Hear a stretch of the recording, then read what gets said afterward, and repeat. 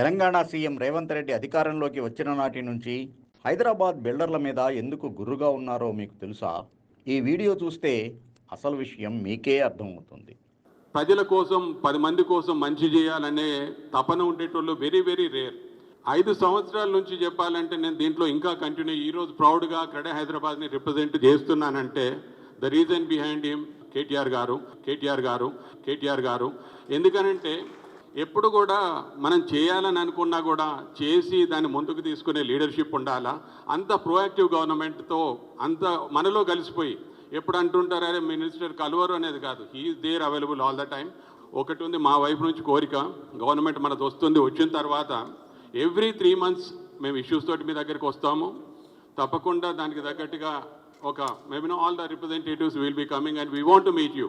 మళ్ళీ ఈ పొజిషన్లు ఉంటారో సీఎంకి ఉంటారా ఎలా ఉంటారో కానీ మళ్ళీ ఈ పొజిషన్లు ఉంటారో సీఎంకి ఉంటారా ఎలా ఉంటారో కానీ మళ్ళీ ఈ పొజిషన్లు ఉంటారో సీఎంకి ఉంటారా ఎలా ఉంటారో కానీ always you are there for us and you can guide us. I wish our Minister K.T. Ramarao Garu all the very best in elections. I'm sure he'll come back with thumping majority. And will head the new government. This is the 4th time this event is being held, and on the past 3 occurrences, this gathering has served as a good luck charm for the TRS government.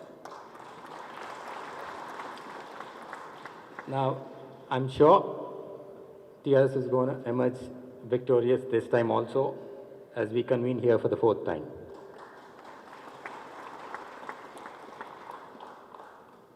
Now, all of us have witnessed the growth of Hyderabad's real estate sector over the past 9 years. We know where it was back in 2014 and where it is today. It is clearly evident that the progress has been phenomenal, and it's a thriving industry today. Hyderabad is probably, one of the very few cities or the only city that flourished even during the pandemic. So నిర్మాణ రంగ ప్రతినిధులంతా అప్పటి ప్రభుత్వానికి బాకా కొట్టారు. మళ్ళీ BRS అధికారంలోకి వస్తుందని భావించారు. ఈ విషయాన్ని తెలుసుకున్న సీఎం రేవంత్ రెడ్డి అప్పటి నుంచి నిర్మాణ సంఘాలని దూరం పెట్టారని సమాచారం. కాంగ్రెస్ పార్టీకి ఎలక్షన్ సందర్భంగా బిల్డర్లు ఫండ్ కూడా ఇవ్వకపోవడంతో కాంగ్రెస్ సీరియస్ అయ్యిందని తెలిసింది. మొత్తానికి తెలంగాణ సీఎంను ప్రసన్నం చేసుకునే పనిలో పడ్డారు క్రెడాయ్ హైదరాబాద్ వంటి నిర్మాణ రంగ ప్రతినిధులు.